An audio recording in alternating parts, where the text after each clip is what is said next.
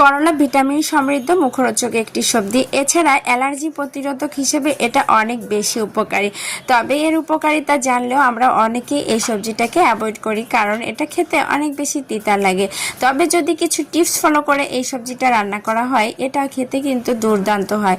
পরিবারের বাচ্চা থেকে বড় সবাই অনেক পছন্দ করে খেয়ে নেবে। তো আমি যেভাবে রান্না করি, এখানে আমি করলা আর সাথে 2টা আলু একদম পাতলা করে কেটে নিয়েছি। আর এর মধ্যে এখন দিয়ে দিচ্ছি রসুন, পেঁয়াজ, পরিমাণ মতো হলুদ, লবণ আর পরিমাণ মতো তেল দিয়ে দিচ্ছি। এখানে অবশ্যই রসুন পেঁয়াজের পরিমাণটা একটু বাড়িয়ে দিতে হবে, আর তেলের পরিমাণটা।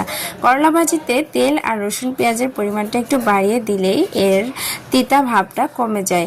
এখন আমি খুব ভালো মতো কষলে এটাকে মেখে নিচ্ছি। এতেই কিন্তু করলা ভাজি প্রায় অনেকটা চুপসে আসছে, মানে নরম হয়ে গেছে।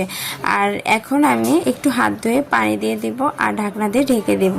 প্রায় 3-4 মিনিট পরে আমি ঢাকনাটা খুলে দেখি করলা ভাজিতে অনেকটা পানি ছেড়ে দিয়েছে। আর কালারটা ঠিক রয়েছে, তবে অনেকটা কমে গিয়েছে।